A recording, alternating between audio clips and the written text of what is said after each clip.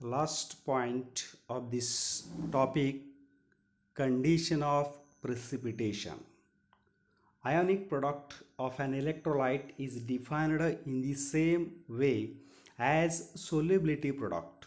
Solubility product प्रमाणे आपल्याला इलेक्ट्रोलाइटचा जो आयोनिक प्रोडक्ट आहे तो आपल्याला डिफाईन करायचा आहे. तर आयोनिक प्रोडक्ट आणि सोल्युबिलिटी प्रोडक्ट या दोन्हीमध्ये फरक काय? The only difference is that the ionic product expression contains concentrations of ions under any condition, whereas expression of solubility product contains only equilibrium concentrations. तर ह्या दोन डेफिनेशनमध्ये फरक एवढाच आहे. आयोनिक प्रोडक्टच्या एक्सप्रेशन्समध्ये आयनचं कॉन्सन्ट्रेशन कोणत्याही कंडिशनला असतं, तर सोल्युबिलिटी प्रोडक्टच्या एक्सप्रेशनमध्ये त्याच आयनचं इक्विलिब्रियम कॉन्सन्ट्रेशन असतं. If ionic product is equal to solubility product, जर आयोनिक प्रोडक्ट आणि सोल्युबिलिटी प्रोडक्ट जर सारखा असेल तर त्या सोल्युशनला काय म्हणायचं? The solution is saturated. त्या सोल्युशनला सॅच्युरेटेड सोल्युशन म्हटलं तर and that solution solubility equilibrium exist. त्या सोल्युशनमध्ये जी आहे ती इक्विलिब्रियम अवस्था अस्तित्वात असते. Second, if ionic product is greater than solubility product, जर आयोनिक प्रोडक्ट हा सोल्युबिलिटी प्रोडक्टपेक्षा जास्त असेल तर त्या सोल्युशनला काय म्हणायचं? The solution is super saturated. That solution is called as super saturated, and that super saturated solution precipitation of the compound will occur when two solutions are mixed. त्या सुपर सॅच्युरेटेड सोल्युशनमध्ये दोन सोल्युशन्स मिक्स केल्यानंतर कंपाऊंडचं precipitation घडून येतं. तर तिसरी condition कोणती आहे?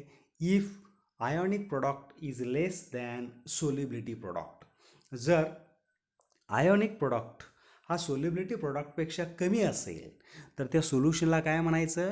That solution is unsaturated, and that unsaturated solution precipitation will not occur when two solutions are mixed. त्या अनसॅच्युरेटेड सोल्युशनमध्ये प्रेसिपिटेशन घडून येत नाही जर आपण दोन सोल्युशन मिक्स केली तर कंडिशन ऑफ प्रेसिपिटेशनमध्ये बघा तीन कंडिशन्स आहेत. ह्याच्यातली पहिली कंडिशन आहे if ionic product is equal to solubility product, solution is saturated and that saturated solution solubility equilibrium exist. Second condition दुसरी कोणती आहे? If ionic product is greater than solubility product, the solution is supersaturated, and that supersaturated solution precipitation of the compound will occur when two solutions are mixed.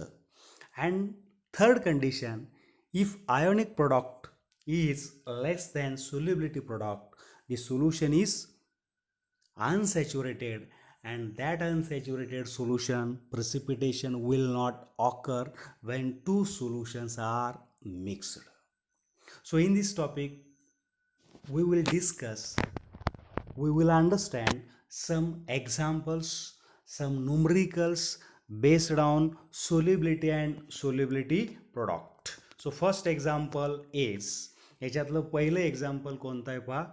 the solubility product of silver bromide is 5.2 into 10 raised to minus 13. Solubility product आपल्याला दिलेला आहे silver ब्रोमाइडचा, तो किती आहे? 5.2 into 10 raise to minus 13 आहे.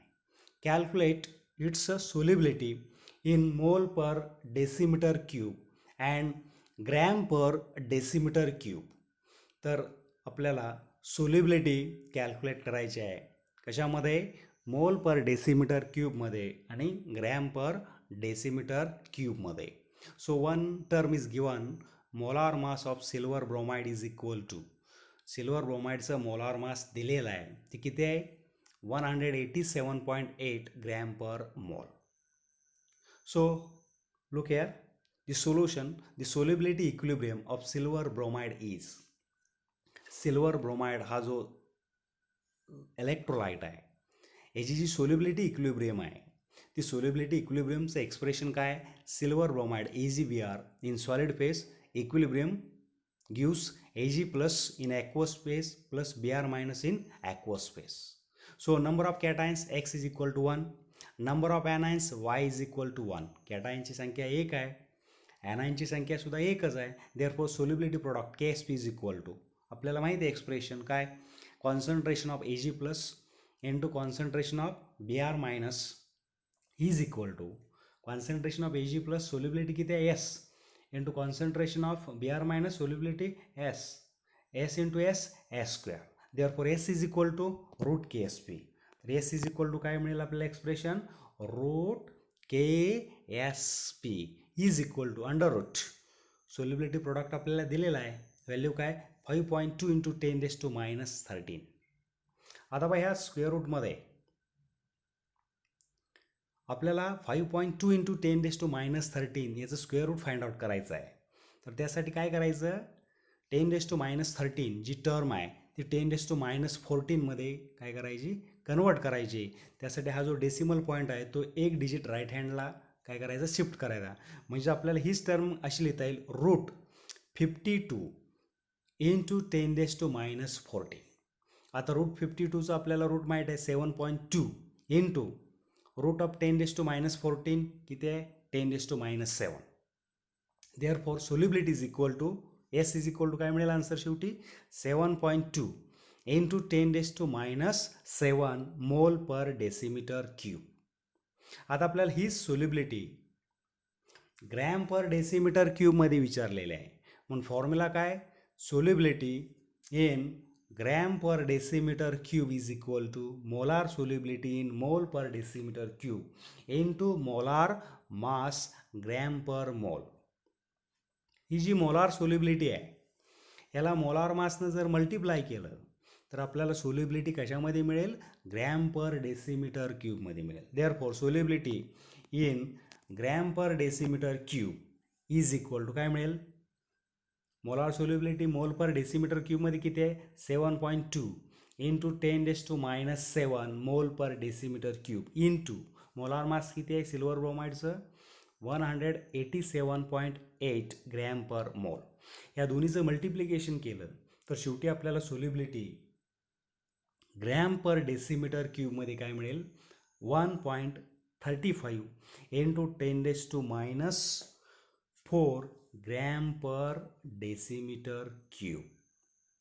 Then second problem, if 20 cm cube of 0.050 molar barium nitrate are mixed with 20 centimeter cube of 0.020 molar sodium fluoride, will barium fluoride precipitate? जर बघा प्रॉब्लेममध्ये काय दिलेलं आहे, 20 ml सेंटीमीटर क्यूब म्हणजे आपण ml म्हणतोय, 0.050 मोलार बॅरियम नायट्रेट मिक्सड केलं कशामध्ये 20 ml 0.020 मोलार सोडियम फ्लोराईडमध्ये. तर त्या सोल्युशनमधून या दोन सोल्युशनमधून बॅरियम फ्लोराईड प्रिसिपिटेट आउट होईल का, म्हणजे बॅरियम फ्लोराईडचा प्रिसिपिटेट तयार होईल का हे विचारलेलं आहे.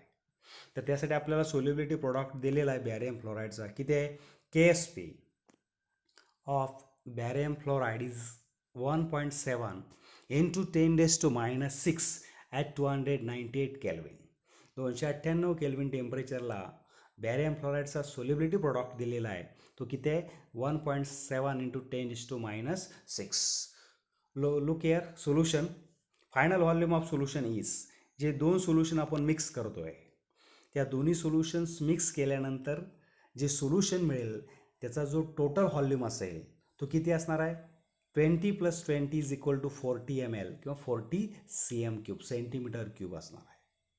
So concentration of barium nitrate, त्या सोल्युशनमध्ये बॅरियम नायट्रेटचं कॉन्सन्ट्रेशन आपल्याला कॅल्क्युलेट करायचं आहे, इज इक्वल टू किती मोलार आहे बॅरियम नायट्रेट 0.050 इंटू किती ml आहे 20 डिवायडेड बाय टोटल व्हॉल्यूम किती आहे 40 या दोन्हीचा गुणाकार केल्यानंतर आणि रेशो घेतला तर आपल्याला बॅरियम नायट्रेटचं कॉन्सन्ट्रेशन काय मिळेल? Concentration of barium nitrate is equal to 0.025 molar. मग बॅरियम नायट्रेटच्या कॉन्सन्ट्रेशनप्रमाणे सोडियम फ्लोराईडचे कॉन्सन्ट्रेशन आपल्याला कॅल्क्युलेट करायचं आहे.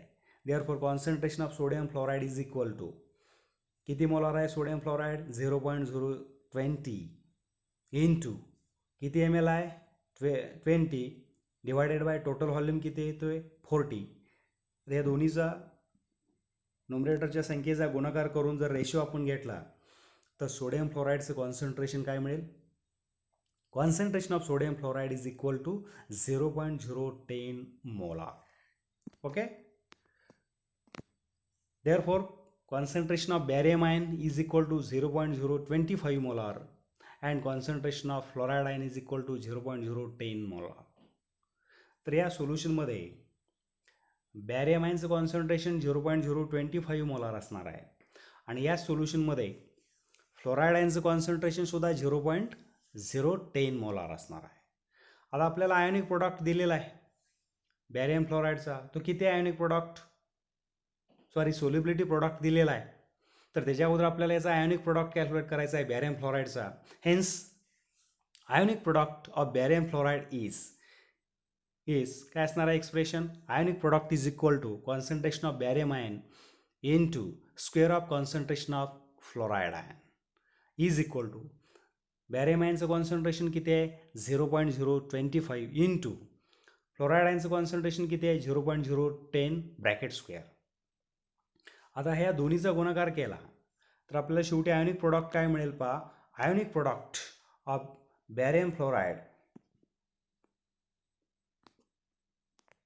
Is equal to 2.5 into 10⁻⁶. तर याच बॅरियम फ्लोराईडचा सोल्युबिलिटी प्रोडक्ट सुद्धा दिलेला आहे. तो किती आहे? Solubility product of barium fluoride given value आहे 1.7 इंटू 10⁻⁶. आता बॅरियम फ्लोराईडचा सोल्युबिलिटी प्रोडक्ट आणि आयोनिक प्रोडक्टकडं जर पाहिलं तर आपल्याला असं लक्षात येतं बॅरियम फ्लोराईडचा आयोनिक प्रोडक्ट हा सोल्युबिलिटी प्रोडक्टपेक्षा जास्त आहे. म्हणजे सोल्युबिलिटी प्रोडक्ट हा आयोनिक प्रोडक्टपेक्षा कसा आहे? कमी आहे. So solubility product is less than ionic product. So from the condition of precipitation, so ionic product in the solution is greater than solubility product. Hence, barium fluoride will precipitate out from the solution. म्हणून या दोन solutions mix केल्यानंतर त्या द्रावणामधून त्या सोल्युशनमधून बॅरियम फ्लोराईडचा precipitate काय होईल? तयार होईल. का? तर या सोल्युशनमध्ये आयोनिक प्रोडक्ट हा सोल्युबिलिटी प्रोडक्टपेक्षा कसा आहे? जास्त आहे. So these are the numericals based on solubility and solubility product. So the next term common ion effect. याच्यानंतर आपण कॉमन आयन इफेक्ट समजून घेतोय. तर तो कॉमन आयन इफेक्ट समजून घेण्या अगोदर कॉमन आयन म्हणजे काय ते माहीत पाहिजे. तर पहिल्यांदा आपण कॉमन आयनची व्याख्या समजून घेतोय. तर कॉमन आयन म्हणजे काय? What is common ion? असाही क्वेश्चन विचारला जाऊ शकतो. तर कॉमन आयन म्हणजे काय? An ion common to 2 electrolytes is called a common ion. जो आयन 2 इलेक्ट्रोलाइट्समध्ये कॉमन असतो त्या आयनला म्हणलं जातं कॉमन आयन म्हणलं जातं. Okay, this is generally applicable to a mixture of a strong and a weak electrolyte. Common ion ही जी कन्सेप्ट आहे ही साधारणपणे स्ट्रॉंग आणि वीक इलेक्ट्रोलाइटच्या मिक्सचरला लागू केली जाते. So today's discussing term that is common ion effect. So common ion effect is used to describe the behavior of a solution containing 2 dissolved solutes that have one of the ions common. हा जो common ion effect आहे तो कशासाठी उपयोग केला जातो त्याचा?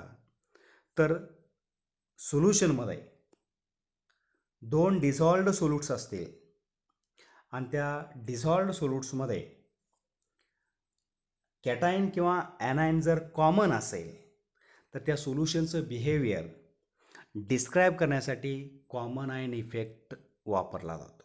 So common ion effect is used to describe the behaviour of a solution containing two dissolved solutes that have one of the ions common, which is called a common ion. त्या आयनलाच काय म्हणलं जातं, कॉमन आयन म्हणलं जातं. So very important. So common ion effect is a special case of Le Chatelier's principle. हा जो common ion effect आहे हा एक ली चॅटलेअर प्रिन्सिपलचाच एक नमूना आहे. So it is a special case of Lee Chatter's principle. So you know Lee Chatter's principle, in which the stress applied to an equilibrium system is an increase in the concentration of one of the products. Lee Chatter's principle नुसार जर आपण equilibrium सिस्टीमला stress apply केला म्हणजे त्या equilibrium सिस्टीमचं concentration temperature किंवा pressure वाढवलं, जर आपण स्ट्रेस अप्लाय केला तर काय होतं, तर त्या इक्विलिब्रियम सिस्टीममध्ये असणारे जे प्रॉडक्ट्स आहेत त्यातल्या कोणत्या तरी एका प्रॉडक्टचं कॉन्सन्ट्रेशन काय होतं, इन्क्रीज होतं. So this effect of the stress is reduced by shifting the equilibrium to the reactant side. हा जो स्ट्रेस आहे आपण जो अप्लाय केलेला आहे इक्विलिब्रियम सिस्टीमवरती आणि त्या अप्लाय केलेल्या स्ट्रेसचा जो इफेक्ट आहे तो काय होतो, रिड्यूस होतो, कमी होतो.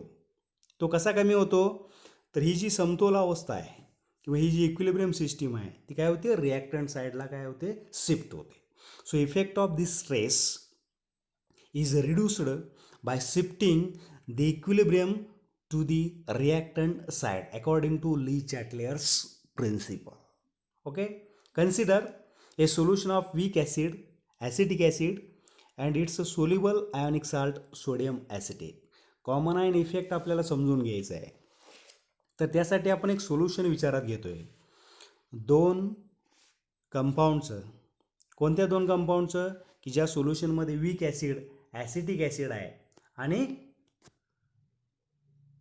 Soluble ionic salt sodium acetate, ह्या दोन्हीचं मिक्सचर आपण कन्सिडर करतोय, विचारात घेतोय. So consider a solution of weak acid acetic acid and its a soluble ionic salt sodium acetate CH3COONA.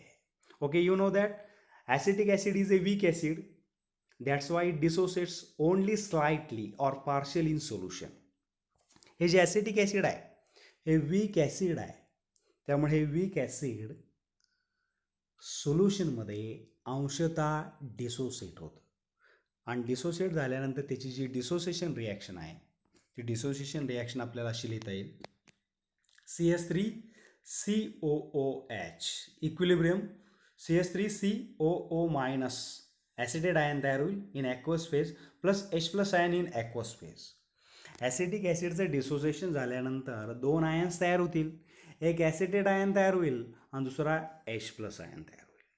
आता या सोल्युशनमध्ये दुसरा एक आयोनिक साल्ट आहे, तो कोणता आहे, सोडियम ॲसिटेट आहे. So sodium acetate being A strong electrolyte, that's why it dissociates completely in solution. हा स्ट्रॉंग इलेक्ट्रोलाइट आहे, त्यामुळे हा स्ट्रॉंग इलेक्ट्रोलाइट सोल्युशनमध्ये कम्प्लीट डिसोसिएट होईल, त्याचं कम्प्लीट आयोनायझेशन होईल आणि कम्प्लीट आयोनायझेशन झाल्यानंतर यास सोडियम ॲसिटेटची आपल्याला जी डिसोसिएशन रिॲक्शन आहे ती डिसोसिएशन रिॲक्शन अशी लिहिता येईल, CH3COONA in aqueous phase, sodium acetate in aqueous phase gives acetate ion CH3COO minus plus Na plus. दोन आयन्स तयार होतील, एक ॲसिटेट आयन तयार होईल आणि दुसरा सोडियम आयन तयार होईल. Okay, both the acid and the salt produce acetate ions in solution. या सोल्युशनमध्ये ॲसिड ॲसिटिक ॲसिड आणि साल्ट सोडियम ॲसिटेट दोन्ही ॲसिटेट आयन्स निर्माण करत आहेत. So sodium acetate dissociates completely, therefore it produces high concentration of acetate ions. या सोल्युशनमध्ये sodium acetate complete dissociate होतोय आणि complete dissociate झाल्यामुळं द्रावणामध्ये तो जास्त प्रमाणात ॲसिटेट आयन्स तयार करतो. त्यामुळे ह्या द्रावणामध्ये ॲसिटेट आयनचं कॉन्सन्ट्रेशन हे जास्त तो पुरवतोय. So according to Le Chatelier's principle, तर ली चॅटलेस प्रिन्सिपल काय सांगते? The addition of acetate ions from sodium acetate to the solution of acetic acid shifts equilibrium of dissociation of acetic acid to left. Le Chatelier's principle अनुसार sodium acetate हा जो salt आहे त्याच्यामध्ये जो acetate आयनची addition आहे ते addition acetic ॲसिडच्या सोल्युशनमध्ये झाल्यामुळे या सिस्टीमची जी इक्विलिब्रियम आहे, मग या सिस्टीममधले जे समतोल अवस्था आहे ती कोणती? तर ॲसिटिक ॲसिडची डिसोसिएशन जे इक्विलिब्रियम अवस्था आहे ती काय होईल? डाव्या साईडला शिफ्ट होईल. So according to Le Chatelier's principle, addition of acetate ion from sodium acetate to the solution of acetic acid, what happens? काय घडेल? shifts equilibrium of dissociation of acetic acid to left. acetic acidचं जे dissociation आहे ते डिसोसिएशनची असणारी जी equilibrium अवस्था आहे, समतोल अवस्था आहे, ती काय होईल? डाव्या साईडला शिफ्ट होईल. So dissociation of acetic acid is suppressed means decreased. म्हणून काय होईल? ॲसिटिक ॲसिडचं डिसोसिएशन काय होईल? डिक्रीज होईल. कशामुळं? Due to presence of sodium acetate containing a common acetate ion. Sodium ॲसिटेटमुळं ॲसिटिक ॲसिडचं डिसोसिएशन काय होईल? डिक्रीज होईल. कारण सोडियम ॲसिटेट आणि ॲसिटिक ॲसिड या दोन्हीमध्ये एक आयन कॉमन आहे. तो कोणता आहे? ॲसिटेट आयन आहे. त्या ॲसिटेट आयन कॉमन आहे. त्या कॉमन आयनमुळं सोडियम ॲसिटेट हा जो आयोनिक साल्टचे ॲडिशन करतोय त्याच्यामुळं ॲसिटिक ॲसिडचं डिसोसिएशन काय होतं? डिक्रीज होतं, सप्रेस होतं. Okay, that is called as common ion effect. यालाच आपण काय म्हणतोय? कॉमन आयन इफेक्ट म्हणतोय. तर कॉमन आयन इफेक्टची व्याख्या काय बघा? The common ion effect states that the ionization of a weak electrolyte is suppressed or decreased in presence of a strong electrolyte containing an ion common to the weak electrolyte. Okay, that effect is called as common ion effect. तर common ion effect काय सांगतोय? Weak इलेक्ट्रोलाइटचं dissociation किंवा ionisation काय होतं? Decrease होतं, suppress होतं. कशामुळं? Strong इलेक्ट्रोलाइटच्या प्रेझेन्समुळं. की ज्या स्ट्रॉंग इलेक्ट्रोलाइटमध्ये जो आयन आहे तोच आयन कोणामध्ये आहे? वीक इलेक्ट्रोलाइटमध्ये आहे. त्याच्यामुळं वीक इलेक्ट्रोलाइटचं आयोनायझेशन काय होतं? सप्रेस होतं, डिक्रीज होतं. यालाच कॉमन आयन इफेक्ट म्हटलं जातं. तर हाच कॉमन आयन इफेक्ट मी पुन्हा एकदा सांगतोय बघा. कॉमन आयन इफेक्ट म्हणजे काय? The common ion effect states that the ionisation of a weak electrolyte is suppressed or decreased in presence of a strong electrolyte containing an ion common to the weak electrolyte. Okay, that effect once again is called as common ion effect. So remember to all students, सगळ्या विद्यार्थ्यांनी हेही लक्षात ठेवायचं काय? Common ion effect, very important. Common ion effect is a special case of which principle? Is a special case of Lee Chatelain's principle.